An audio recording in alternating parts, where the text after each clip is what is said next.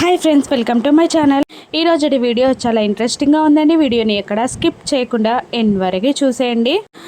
Dhatri రమ్యకి call చేసి అబ్బులు బండి number చెప్పి డీటెయిల్స్, అడ్రస్, పేరు అన్నీ కనుక్కోమని చెప్పి అర్జెంట్ అని చెప్పి కాల్ కట్ చేస్తుంది. ఇక కేదార్తో ఇలా అంటూ ఉంటుంది, 20 ఏళ్ళగా మరుగున పడిపోయిన నిజాన్ని మనం తవ్వి మా అమ్మ నిజాయితీని నిరూపించాలి. ఈ కేసుతో సంబంధం ఉన్న ప్రతి ఒక్కరిని బయటపడి విలవిలలాడేలా చేయాలి. మా అమ్మ చావుకి, పెద్ద మామయ్య గారి చావుకి, ఆ ఫోటోలో ఉన్న వ్యక్తికి, ఆ లేఖకి, అబ్బులుకి, అందరికీ మనం న్యాయం చేసి తీరాలి. అసలు మా మామయ్య లాగానే పెద్ద మామయ్య గారు కూడా చనిపోయారా, లేదంటే మీనంతో చేతులు కలిపి చనిపోయారా తెలుసుకోవాలి అని దాత్రి అంటుండగా, అంతేకాదు ఎవరు ఏమన్నా అమ్మ తరపున మాట్లాడే 5 ఏళ్ల దాత్రి కోసం, ప్రపంచాన్ని ఎదిరించి పోరాడిన 15 ఏళ్ల దాత్రి కోసం జేడీలా ఈ కేసుని సాల్వ్ చేసి నా జగదాత్రికి న్యాయం చేసి, నా జగదాత్రి నా భార్య ఫేస్లో నువ్వు నవ్వు తెప్పించాలి జేడీ అని దాత్రిని కేదార్ అంటుండగా, అలాగే అని అంటూ కళ్ళతోనే సైగ చేస్తుంది కేదార్కి. ఇక తెల్లవారగానే విగ్రహంలో ఉన్న డబ్బులని కొట్టడానికి యువరాజ్ గణేష్ మాలని వేసుకొని తెల్లవారక ముందే అక్కడ పూజ చేస్తూ ఉంటాడు. నిషి కూడా యువరాజ్ పక్కనే నిలబడి సపోర్ట్ ఇస్తూ ఉంటుంది. ఇంట్లో వాళ్ళందరూ బయటికి వచ్చి యువరాజ్ని చూసి షాక్ అవుతూ ఉంటారు. ఇదేంటమ్మీ అని నిషిని అడుగుతుండగా, ఇక యువరాజ్ మాల వేసుకున్నాడత్తయ్యా అని చెప్తుంది నిషి. ఎప్పుడూ లేంది ఇలా ఎందుకు యువరాజ్ అని కౌశికి అడుగుతుండగా, నిషినే ఇలా ఆన్సర్ ఇస్తూ ఉంటుంది. నిన్న ఒక స్వామీజీని కలిసాం వదిన, మా దాంపత్యంలో ఏవో లోపాలున్నాయని గణేష్ మాల వేసి స్వామి ఆధ్వర్యంలో ఉండి స్వామికి సేవ చేస్తే ఆ దోషాలన్నీ తొలగిపోయి మాకు పిల్లలు కలుగుతారని ఆయన చెప్పారు. అందుకే మాల వేశాం వదిన అని నిషి అంటుండగా నవ్వుకుంటూ ఉంటుంది కౌశికి. అలాగా, సరే అని వైజయంతి అంటుంటుంది. అంతేకాదు పూజ, భోజనం, అల్పాహారం అన్నీ ఇక్కడే, రాత్రిపూట నిద్ర కూడా ఇక్కడే విగ్రహం దగ్గరే ఉంటాడు ఆయన అని నిషి అంటూ ఉండగా, దాత్రి కేదార్లు మాట్లాడుకుంటూ ఉంటారు. అంటే విగ్రహంలోని డబ్బులు కొట్టేయడానికే ప్లాన్ వేశారన్నమాట. దొంగే విగ్రహానికి కాపలా ఉంటున్నాడన్నమాట అని దాత్రి కేదార్తో అంటుండగా, ఎలా దాత్రి ఎలా వాళ్ళని ఆపడం అని అంటూ ఉండగా, ఏదో ఒకటి చెయ్యాలి, విగ్రహం దగ్గరే ఉంటే ఖచ్చితంగా రాత్రిపూట డబ్బులు తీసేస్తాడు అని దాత్రి అంటుండగా, ఐడియా అని అంటూ కేదార్ అక్కడ నుండి వెళ్ళిపోతాడు. ఇక మేము వెళ్ళి ఫ్రెష్ అయి వస్తాం వదిన అని దాత్రి కూడా లోపలికి వెళ్ళిపోతుంది. ఇక ఫ్రెష్ అయి రాగానే దాత్రి ఒక్కతే కనబడుతూ ఉండగా కౌశికి కేదార్ ఎక్కడా అని అడుగుతూ ఉంటుంది. కౌశికి వస్తున్నారు వదిన అని అంటూ ఉండగానే, జై బోలో గణేష, జై జై గణేష అని అంటూ కేదార్ కూడా గణేషుని మాల వేసుకొని అక్కడికి వస్తాడు. దాంతో నిషి, యువరాజ్ షాక్ అవుతూ ఉంటాడు. యువరాజ్ కేదార్ దగ్గరికి వచ్చి, కేదార్ నువ్వెందుకు మాల వేసుకున్నావు అని అనడంతో ఇక ఇలా అంటుంటాడు కేదార్, నువ్వు ఒక్కనివే మాల వేసుకోవాలని రూల్ ఏముండదు కదా యువరాజ్ స్వామి అని కేదార్ అంటూ ఉండగా, నిషి వచ్చి ఇలా అంటుంటుంది, అలా కాదు, యువరాజ్ వేసుకున్నాకే నువ్వెందుకు మాల వేసుకున్నావు అని అడుగుతూ ఉంటుంది నిషి. ఇక వెంటనే దాత్రి, నువ్వే చెప్పావు కదా మాల వేసుకుంటే మంచి జరుగుతుందని, దోషాలు పోతాయని, పిల్లలు పుడతారని, అందుకే కేదార్ కూడా మాల వేసుకున్నాడు అని దాత్రి అనేస్తుంది. ఇక యువరాజ్ మళ్ళీ, లేదు, ఈ ఇంట్లో నేనొక్కడినే మాల వేసుకోవాలి, ఇక్కడ నేను మాత్రమే ఉండాలి అని అంటూ ఉండగా, మాల తీసేస్తే జరిగే చెడుని ఎవరు అడ్డుకుంటారు, మాల తీయడం మాత్రం కుదరదు, విగ్రహం దగ్గర నువ్వొక్కడివే ఉండడం కూడా కుదరదు అని యువరాజ్కి అర్థమయ్యేలా దాత్రి వార్నింగ్ ఇస్తూ ఉంటుంది.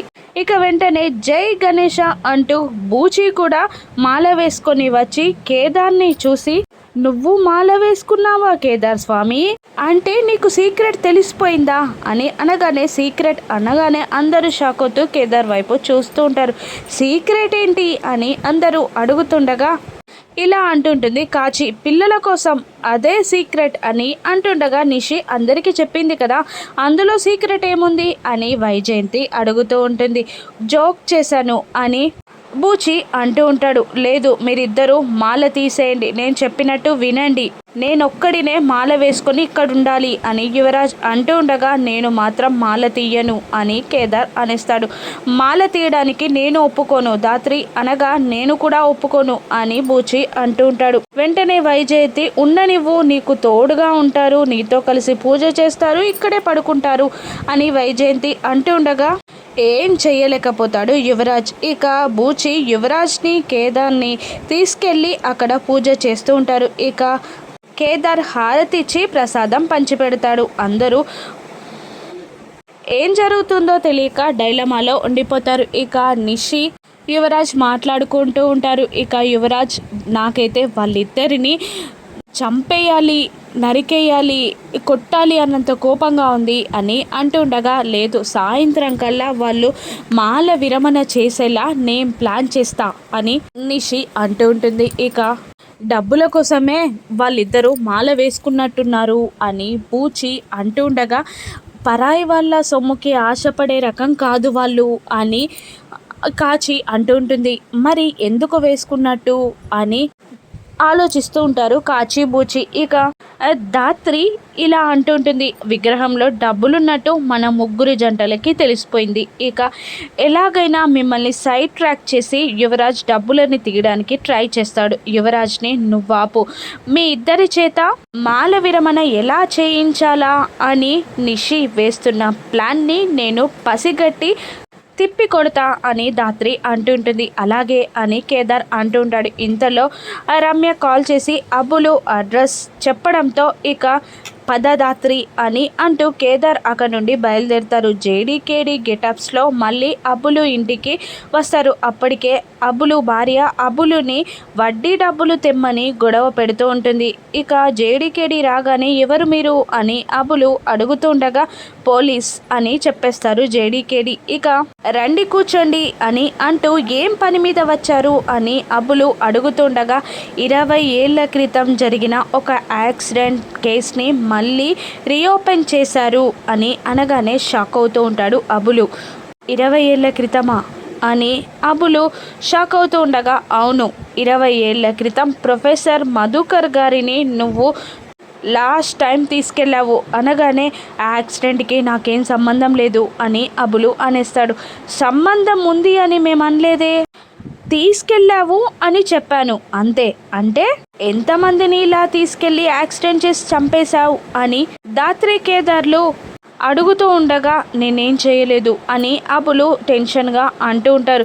ఇక్కడే ఆన్సర్ చెప్తారా లేదంటే స్టేషన్కి తీసుకెళ్ళి సమాధానం చెప్పించమంటారా అని కేదార్ అంటూ ఉండగా, లేదు అమ్మతోడు, నిజంగా ఆ ప్రిన్సిపల్ మధుకర్ లెక్చరర్ని తీసుకురమ్మనగానే తీసుకెళ్ళి ప్రిన్సిపల్ దగ్గర వదిలిపెట్టి వెళ్ళిపోయాను అని అబ్బులు అనగానే, అబ్బులు మాటలని కాస్త నమ్మి, సరే ఇప్పటికీ నీ మాటలు నమ్మి వెళ్తున్నాను, ఏదైనా అవసరం పడితే పిలుస్తాను, కానీ ఇంత ఆస్తి, ఇంత పెద్దిల్లు, వడ్డీ వ్యాపారం ఎలా వచ్చింది నీకు అని మళ్ళీ ధాత్రి అడుగుతుండగా, ఊర్లో ఉన్న పొలం అమ్మేసి వడ్డీ వ్యాపారం చేస్తున్నాను అని అబ్బులు చెప్పేస్తాడు.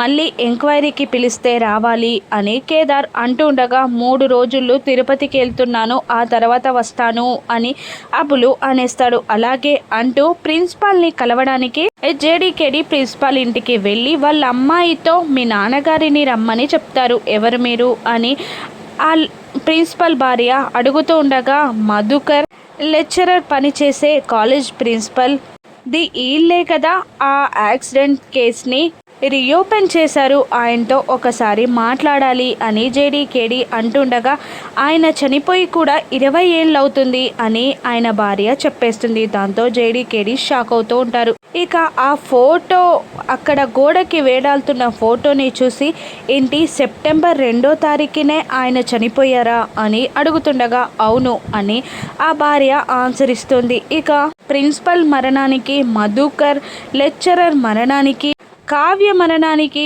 ఆ లేఖకి ఏదైనా సంబంధం ఉందా? జేడీ ఆ కేసుని ఛేదించగలదా? కేదార్ బూచీల చేత దీక్ష విరమణ చేసే నిషి ప్లాన్ని ధాత్రి తిప్పికొట్టగలదా? రానున్న ఎపిసోడ్స్లో చూద్దాం. Thank you for watching.